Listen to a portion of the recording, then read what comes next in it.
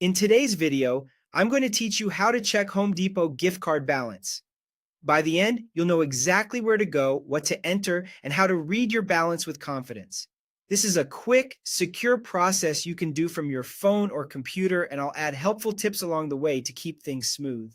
First, open your web browser and go to the official Home Depot gift card balance page. The easiest way is to search for Home Depot gift card balance and choose the result from the official Home Depot website. Always make sure you're on the real site before typing any card details. Look for the company name in the address bar and a secure connection. Once you're on the correct page, scroll down until you find the section labeled Check Balance and Reload Gift Cards. This section is dedicated to balance lookups.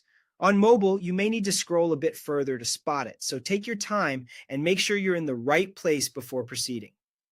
Next, enter your gift card number. You'll usually find this number on the front or back of your physical card. If you have an eGift card, the number will be listed in the confirmation email you received. Type the digits exactly as shown. If the number includes spaces or dashes on the card, you typically don't need to enter those. Just use the digits. Keep these details private and never share them in chats or over the phone. Now enter your 4-digit PIN. For physical cards, the PIN is often under a scratch-off panel on the back. Gently scratch to reveal it if you haven't already. For e-gift cards, the PIN appears in the email alongside the card number. If your physical card doesn't have a PIN or it's unreadable, you may need assistance from customer support or help at a store. Click Continue to submit your information. If the page asks you to complete a quick verification, follow the prompt.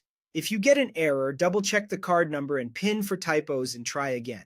Finally, view your remaining balance. The page will display how much you have available to spend. You may also see options to reload or learn more about using your card. Keep in mind, many retail gift cards do not expire or charge fees, but always review any notes on the page for your region.